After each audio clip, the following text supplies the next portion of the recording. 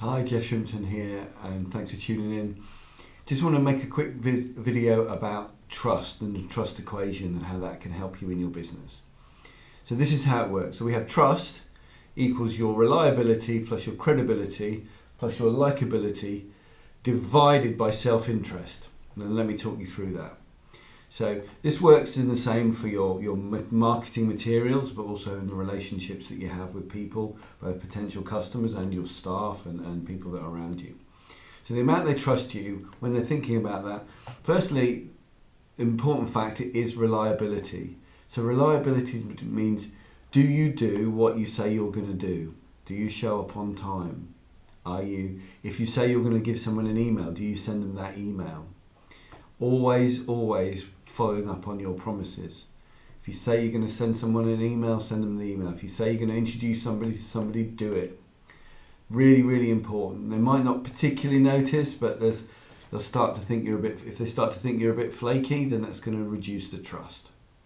Second thing is the credibility. So that's really about what other people in the community and in the marketplace are saying about you. And that really is about how you conduct yourself in the marketplace, when you're out and about, how you deal with people. So talking about people behind their back or trashing the opposition in your marketing, all that sort of stuff will affect your credibility, and people will start to think negatively of you because of that. And your likability is about, for me, that's really about authenticity. I mean, nobody wants to do business with people who aren't real anymore, because in the age of social media, we can really get to know people. I still see businesses who are pretending to be people on Facebook when it's just a business, not a person. They've changed their profile, and they're missing the point. People don't want to do business with a business. They want to do business with a person. They need to get to know the people in there. So really showing up authentic, being fun, is really important to improve your likability. But of course, this is how the math of this equation works. You add these three up, but you divide it by self-interest. So at any point, you look like you're only out for yourself as a business and an individual. And you can probably think of times where you've come across that, with that wrong kind of salesperson that we all know about. They're just trying to get the deal there and then. As soon as that self-interest becomes apparent, then the amount of trust goes massively down. But this can happen also in much more subtle ways.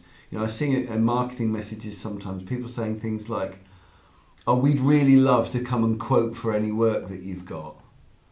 Well, actually what they're talking about is it'd be a great benefit for us to come and quote your work. We'd really like to do that. And from the customer's point of view, whether it's conscious or unconsciously, they think, well, I don't really care about whether you'd be happy to do the quote. What's in it for me? I'm the customer. What am I going to get from that? I'm not going to allow you to come and make a quote, give me a quote just to make you happy. The quote is supposed to be a benefit for me, and it's really important to get that messaging across. So if you really want to think about this, in detail, go granular into each of these different areas. Look at your reliability, look at your credibility, and look at your likability in your marketing, on your website, in your written stuff, your leaflets that you send out. Just say, how are we building up our reliability? That's probably more in the sales process and how you deliver that. Our credibility, how can we make sure that people are always talking positively about us? And how can we as a brand or as a person become really likable out there, so that people go, oh, they're fun, we like those guys, they're good fun to deal with. Because sometimes people can be really dry, and maybe they think that their business is, well, I'm an accountant, but you can be an accountant and still be fun to be around. It is possible, apparently.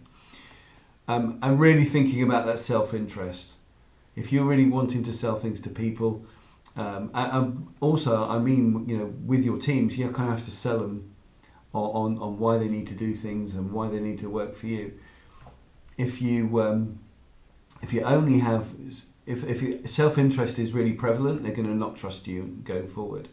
And I'll leave you with a fun analogy I saw recently. It was a picture of a Lamborghini, and the story goes that the business owner turns up in his Lamborghini, and the staff member says, "Oh, nice car, boss."